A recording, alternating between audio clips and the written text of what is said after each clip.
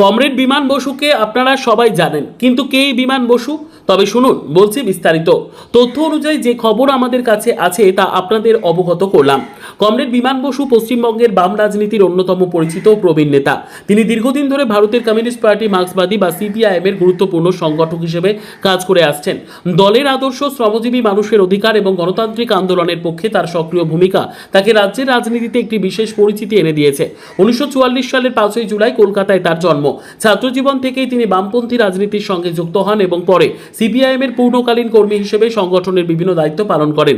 তিনি বহু বছর ধরে সিপিআইএম এর পশ্চিমবঙ্গ রাজ্য সম্পাদক হিসেবে দায়িত্ব পালন করেছেন এবং দলের সাংগঠনিক শক্তি বৃদ্ধি ও বিভিন্ন গণ আন্দোলনের নেতৃত্ব দিয়েছেন।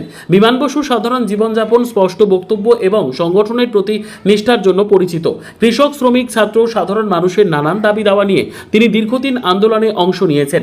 পশ্চিমবঙ্গের রাজনৈতিক পরিমণ্ডলে তিনি একজন অভিজ্ঞ, সম্মানিত বামপন্থী নেতা হিসেবে পরিচিত। আজও কমরেড বিমান বসু বামপন্থী রাজনীতির একজন গুরুত্বপূর্ণ মুখ। তবে তার দীর্ঘ রাজনৈতিক জীবনের অভিজ্ঞতা ও সংগঠক হিসেবে অবদান পশ্চিমবঙ্গের রাজনৈতিক ইতিহাসে উল্লেখযোগ্য হয়ে থাকবে।